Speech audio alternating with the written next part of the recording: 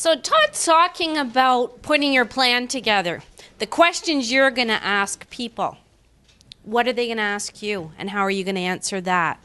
I put the word up here, icon, because icon is a sign of the times. Icon is a symbol.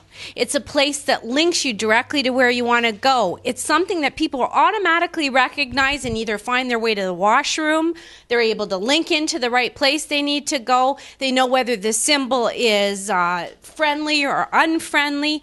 The icon of who you are, your brand. What is your brand that you're sending out there? Now, if I look at marketing from the perspective of marketing a company, and regardless if you're going to own a company or you're going to market yourself to get a job or you're looking to get ahead in business, what's your brand?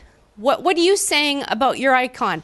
If someone looks at you, can they tell in about 5 questions or just by looking at you what you stand for? What are some of the things that would be important? So, say for example, I'll give you a little example about myself. I started as a banker, believe it or not, and then I ended up an artist, and then I ended up going into advertising, and then I owned an advertising agency for the last 18 years. But that part of me that was an artist, which was my passion and my core, and I just had to be an artist, and I still am, didn't serve me well when I was presenting a marketing campaign to perhaps a board table of bankers. So to go in looking funky with kind of curly hair and really excited about what I was presenting, I knew my stuff, I had done my homework, I had been everywhere I needed to be, I did brilliant creative, but when I stood there, what was I missing?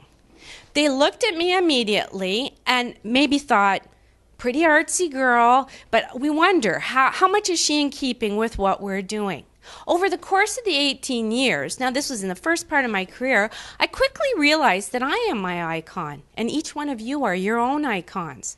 So if you are looking at who you are, and if you were a company, I'd say to you, you need 5 key messages. You're out there asking these questions to people you meet because you want to network with them. You're saying to them, what do you like? What do you do? How do you think about this? What happens when they ask you questions back? Do you have your 5 questions of what you stand for? What are your values? What's important to you?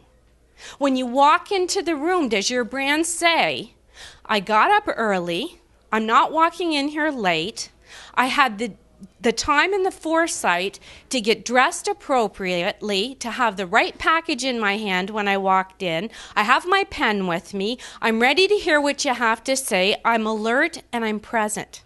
I'm here now. Are you saying, having a brand doesn't mean you have to have an icon that stands out there that people don't understand. It can have a human element to it. Is part of your brand that you're involved in community? Is part of your brand that you're part of a network that links with other people and that you're known for forming strategic alliances or forming places where you can reach out and help other people? Someone mentioned here that they were interested in the not-for-profit sector.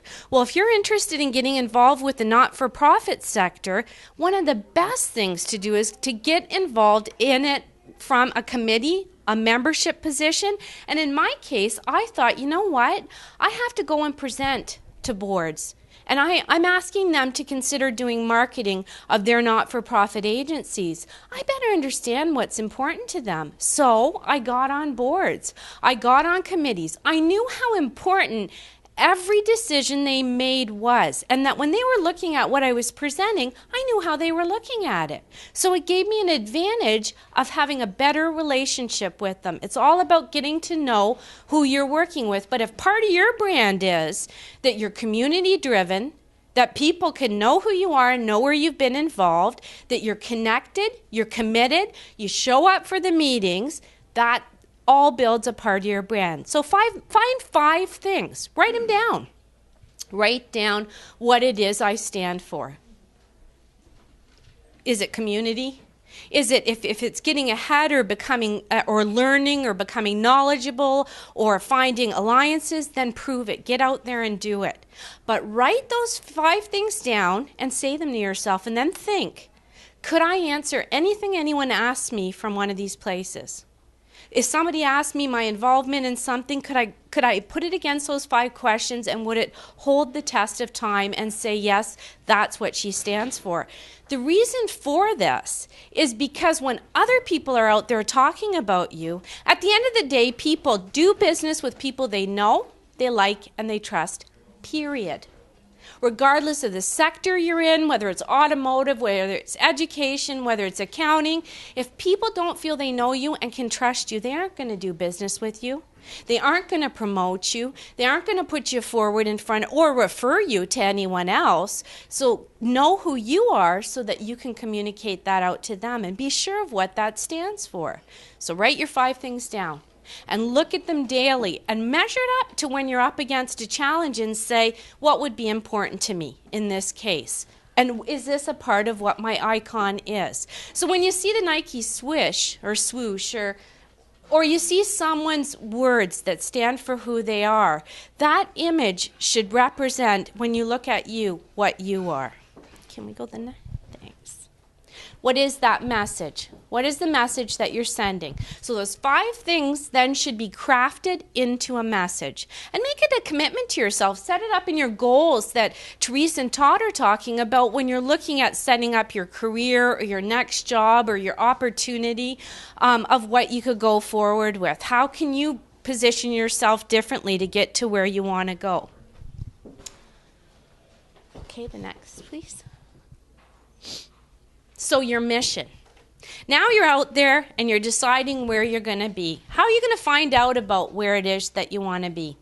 Are you going to do the research? And if you're doing the research, how does that measure up? Where is there opportunities? So if you're thinking creatively about what best matches with you, and if you're doing what you like, it's going to show. So when you're getting involved in anything that you're doing that's going to support your brand or your icon, is it something you're passionate about and that you enjoy? So some of you are in transition because you have to be, because there's changing times, and some of you are because maybe you're looking at changing where the world is.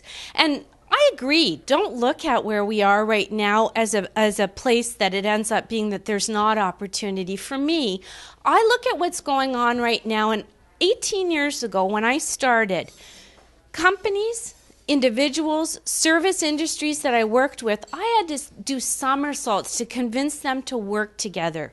In that frame of mind, everyone, including not-for-profits or people who had marketing budgets, they held it really close to themselves and they didn't want to share their information with anyone else. They didn't